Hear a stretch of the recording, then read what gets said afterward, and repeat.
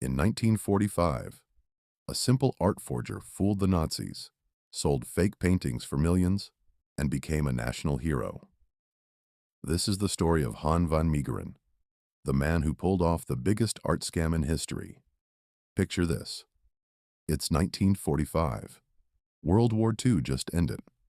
Allied forces are hunting down Nazi collaborators across Europe.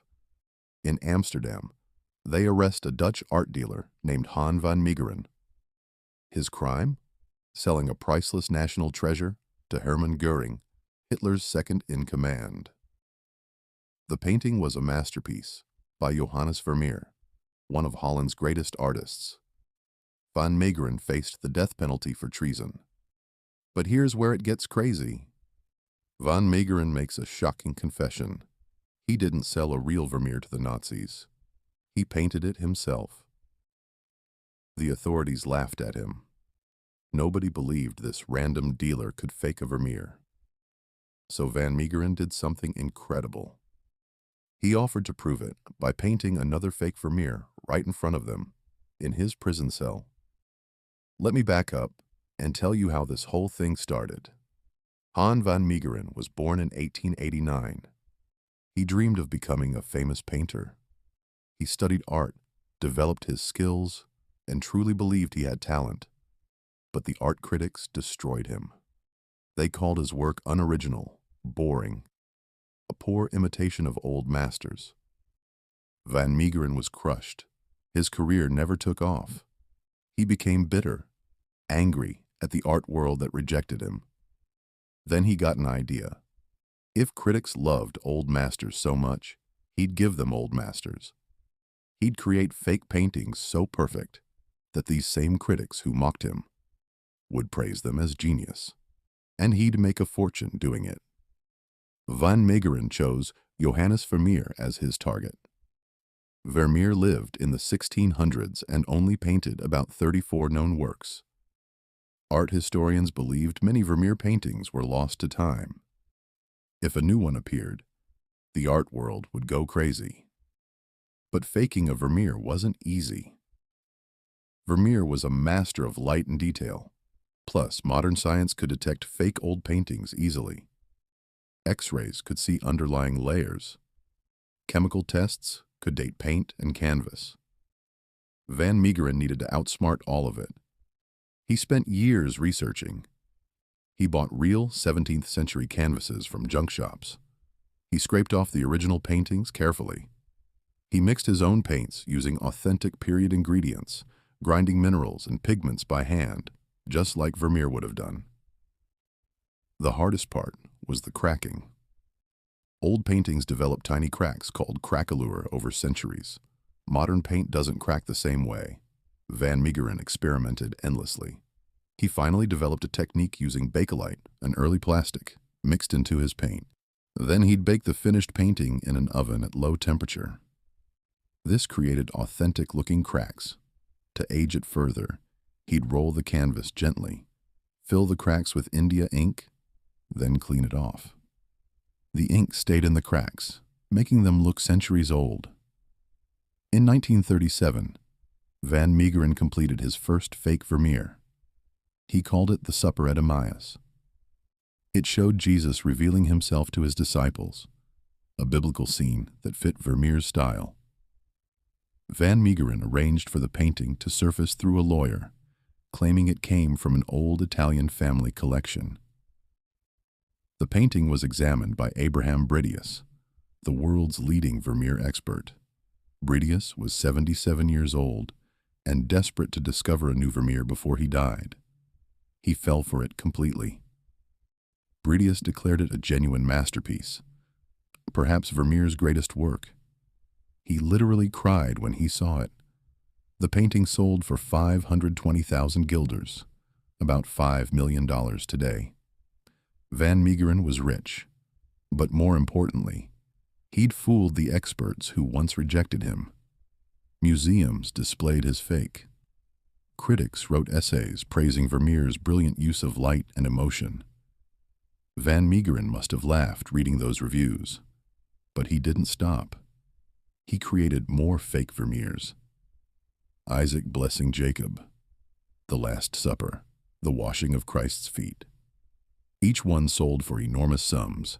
In total, he made about $60 million in today's money.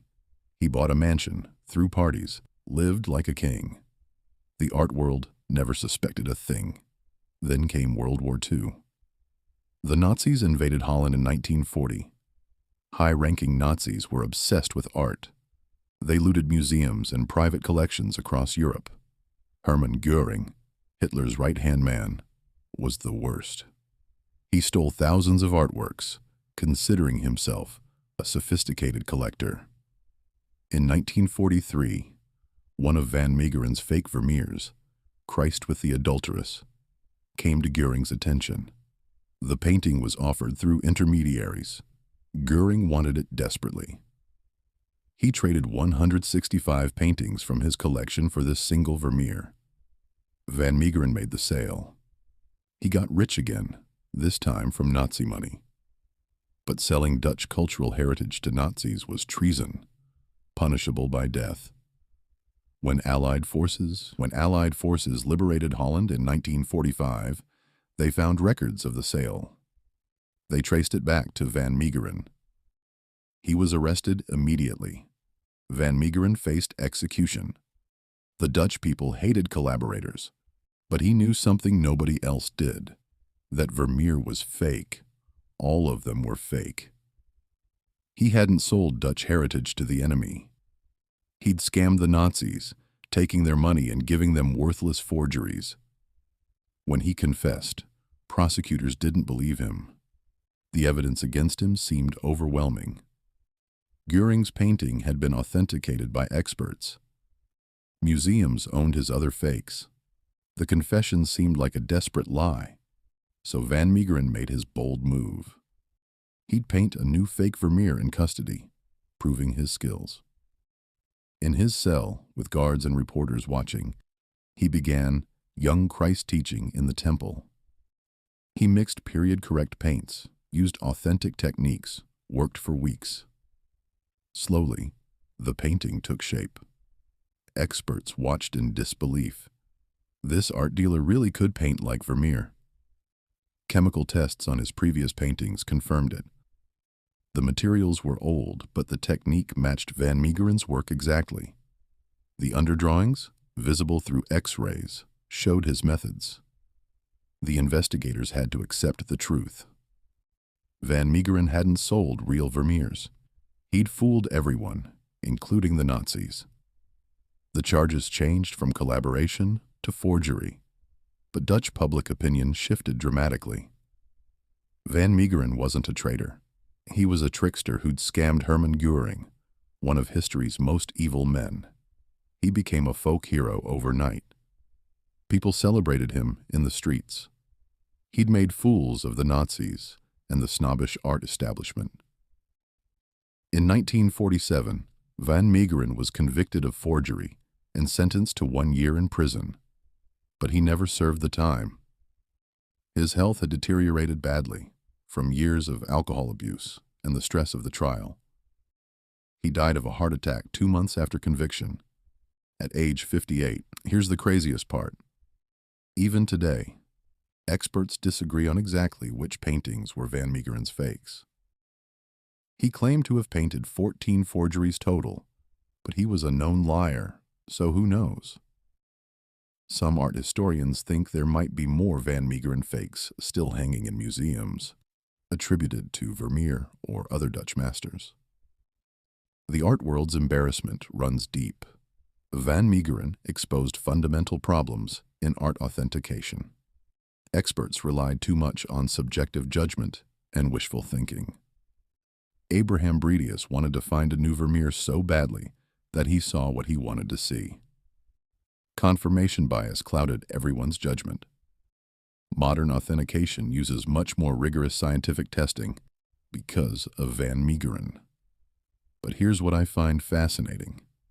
Van Meegeren was genuinely talented.